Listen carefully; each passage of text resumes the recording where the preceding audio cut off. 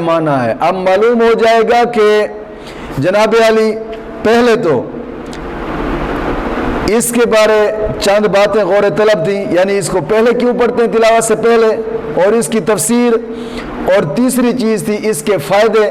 अब ये भी पहली तफसीर थी इसकी जो हमने पहले पढ़ी। अब ये तो लफ्ज़ी तफसीर थी, अब तफसीर आती है आलमाना तफसीर जिसे कहा जाता है।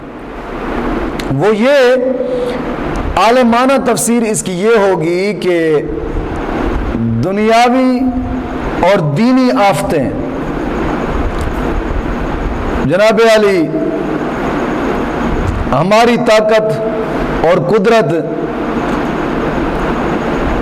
दुनियावी और दीनी आफतों को दूर नहीं कर सकती। हमारी जो ताकत है इनको दूर नहीं कर सकती, क्योंकि हम कमज़ोर हैं।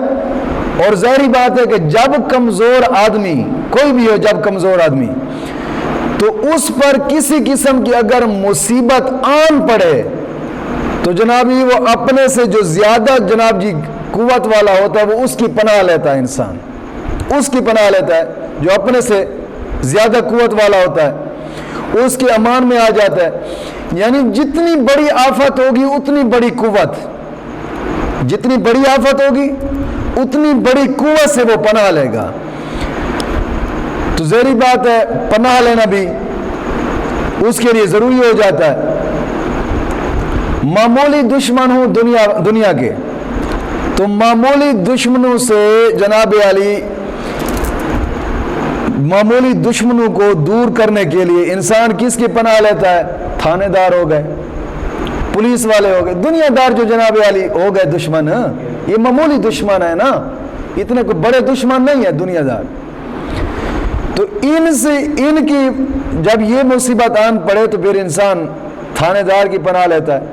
थानेदार जो होता है ये आम आदमी से ज़्यादा कुव्वत वाला होता है, ताकत वाला होता है, क्योंकि उससे कोई पूछ नहीं होती किस पर तूने जुल्म करना है, किस पर नहीं करना, क्या करना है क्या नहीं करना, उसके हाथ में तो डंडा दिया जाता है। और फिर थानेदार और या पुलिस वाला इनसे लेते हैं। अगर इससे भी बड़ी मुसीबत दफा करनी हो तो फिर जनाब अली कप्तान का सहारा लेना पड़ता है। अगर उससे भी बड़ी मुसीबत आ जाए तो फिर जनाब अली डिप्टी कमिश्नर इसका सहारा लेना पड़ता है। अगर इससे भी बड़ी मुसीबत आ जाए तो जनाब अली गवर्नर, बल्कि तो बाद सूरतों में लोग बादशाह की भी पनाह ले लेते हैं। बड़े लंबे हाथ वाले जो होते हैं जिनका जनाब जी पहुंच दूर तक पहुंचती है, वो उनकी पनाह ले लेते हैं। चूंकि शैतान निहायत ही कवी दुश्मन है, बहुत ज्यादा ताकत वाला, जो इन दुश्मनों से ज्यादा ताकत वाला है, जो इन दुश्मनों से ज्यादा ताकत वाला है। तो ज़ाहिरी बात है ये दुश्मन हम पर आन पड़े तो हम उस कादिर मुतलक की पनाह लेंगे कि जिससे और ज्यादा कोई ताकत वाला नहीं है। और वो कादिर मुतलक हय्युन कय्यूम है, तो उसकी पनाह, क्योंकि उससे बड़ा तो और कोई ताकत वाला ही नहीं है। शैतान दुनियावी जो जनाब जी ये दुश्मन है, इनकी पनाह इससे ज्यादा तो जनाब जी है ज्यादा कवि है दुश्मनी के लिहाज से। इसलिए अल्लाह रब्बुल इज़्ज़त कुरान करीम में फरमाता है ना कि शैतान इंसान का खुल्लम खुल्ला दुश्मन है और बड़ा ही ताकतवर दुश्मन है इंसान का।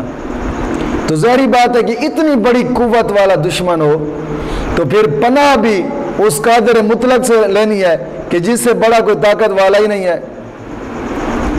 इसलिए अल्लाह रब्बुल इज़्ज़त ने इंसान से कहलवाया है कि जब भी तुम पर ये आन पड़े मुसीबत, शैतान आन पड़े, तो तू कहना औज़ु बिल्लाहि मिनश शैतानिर रजीम, मैं निकाले हुए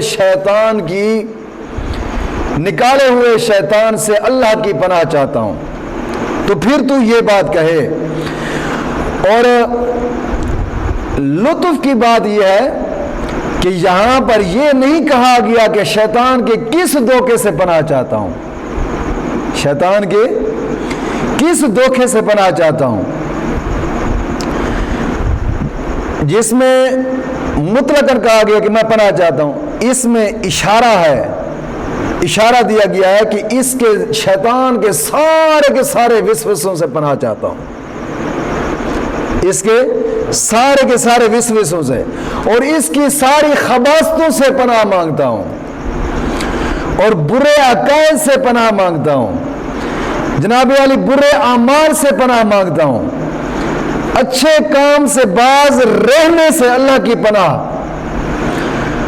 اندرونی اور بیرونی رکاوٹوں سے میں اللہ کی پناہ مانگتا ہوں۔